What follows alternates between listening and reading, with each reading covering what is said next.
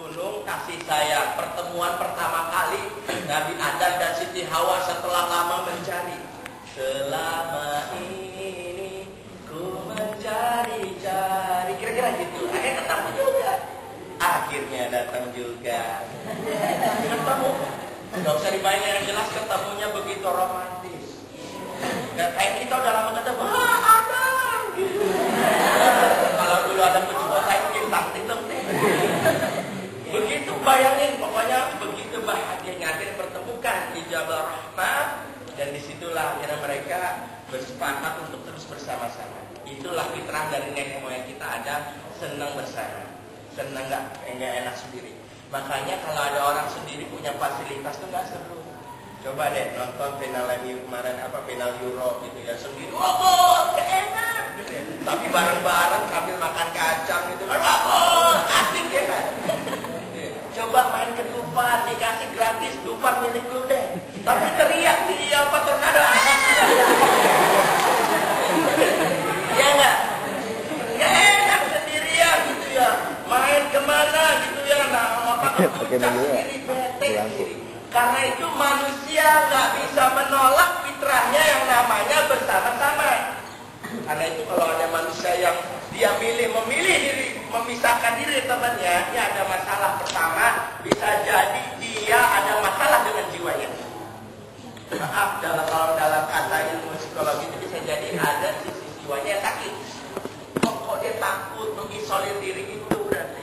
Kenapa? Karena melawan fitrah. Karena itu ukhuwah Islamiyah sesungguhnya teman-teman ketika berkumpul bersama itu baik. Cuman masalah berkumpul itu yang bagaimana, berukhuwah yang bagaimana.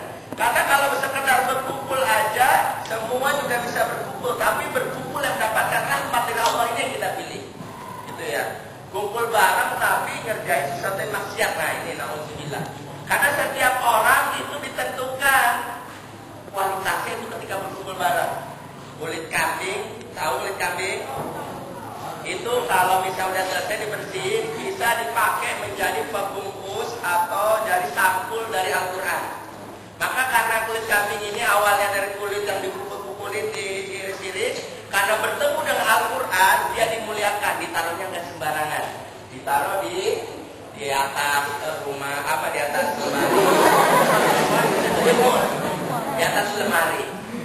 Dimuliakan, orang mau megang dia wudhu sunahnya. Kulit kambingnya jadi kena juga.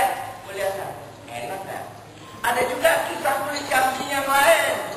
Dipakainya di tempat Al-Quran, dipakai buat beduk atau mau dipukulin terus.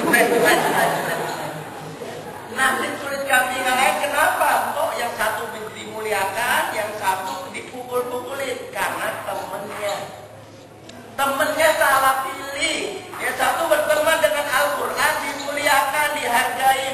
Orang semua bahkan mau megang wudhu dulu. Satu temenannya sama balok untuk mukul marawis. Akhirnya tadi, kalau kita pikir sebagai manusia, kita bisa menjadi orang berkualitas tergantung teman kita.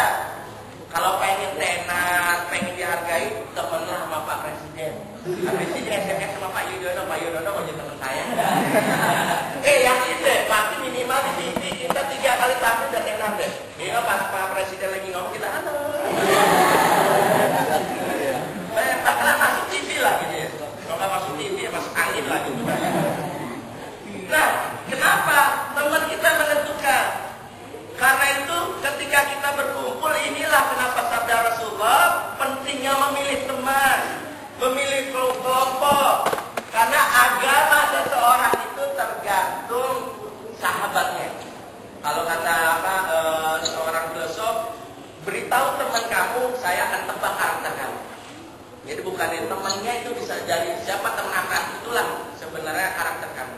Teman kita menentukan agama kita. Makanya dalam sebuah disebutkan barang siapa berteman dengan tukang minyak wangi, kecipratan wanginya. Baru dosa mandi kalian enak. Berteman dengan tukang pandai besi, kecipratan apinya. Betul. Berteman dengan tukang jengkol, apalagi namanya juga kecipratan baunya. Artinya teman kita menentukan. Karena itu ketika berkumpul bersama teman-teman di rohis, ada lagi roh yang lain bertemu, itu adalah satu kebahagiaan. Apalagi kata Imam Al-Ghazali dalam sebuah kitabnya,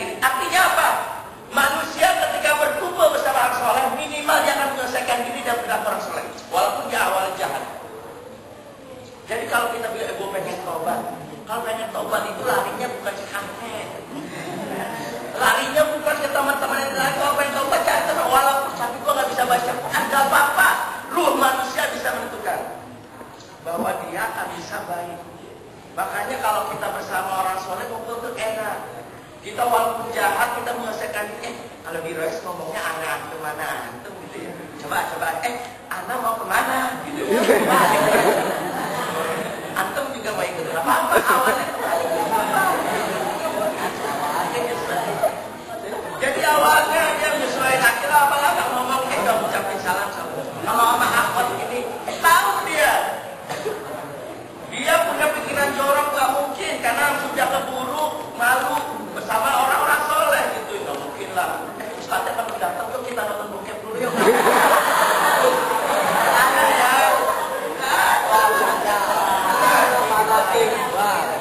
Nggak mungkin ada. Kenapa? Karena malu dibentuk sama lingkungan. Sehingga kalau berkumpul sama orang soleh adalah kesempatan berbuat maksiat itu nggak ada. Ingat, kemaksiatan terjadi bukan hanya karena ada niat pelakunya.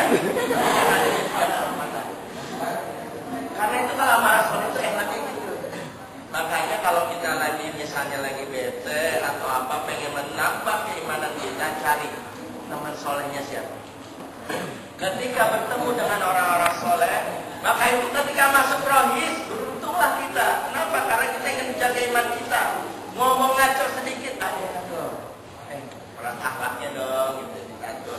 Bahasanya diperbaiki, kayak kasar-kasar diperbaiki. Inilah keberuntungannya kalau kita bersama-sama dengan orang soleh. Disinilah yang disebut akhirnya muncul nama ikatan ukhuwah. Dan ikatan ukhuwah yang paling pokok adalah ikatan ukhuwah yang diikatkan akidah. Karena orang bersatu padu itu nggak cuma pada saat dia lagi pas banyak harta. Kata Quran, "Lau anfaqta ma fil ardi jami'an ma alafta baina qulubihim walakinallaha allafa bainahum." Kata Allah, sekiranya kamu mengumpulkan manusia itu dengan harta, jadi suruh datang rohis deh, ntar dikasih uang sejuta, enak deh, itu nggak bakalan kokoh. Kata Allah nggak bakalan kokoh, nggak bakalan bersatunya pada saat lagi ada penuh doang, lagi pakerek dibagi. Tetapi kalau kata Allah walakinallaha allafa bainahum, tetapi Allah yang menyatukan hati mereka. Allah yang menjadikan hati teman-teman. Kenapa? Karena adanya iman. Bertemu pada saat miskin, ayo susah, nggak apa-apa. Lagi rohis nggak ada uang, nggak ada makan siangnya, gabung nggak apa-apa. Lagi kaya pun gabung juga nggak apa-apa. Saling berbagi rezeki. Disinilah kekuatan ukhuwah. Karena itu kalau kita berukhuwah seperti ini dalam sebuah hadis, orang-orang mencintai di jalan Allah, itu nanti dia akan Allah persatukan terus sampai di surga. Di surga kita bisa ngumpul lagi, kita bisa reunian lagi, reunian salam pada saat masuk surga kita buat, gitu ya. Pas kita di surga kita bikin gitu ya, reuni alumni salam, gitu ya. Bagi para penghuni surga kita saling cerita, teman kita itu mana? Itu tuh nyemplung di neraka.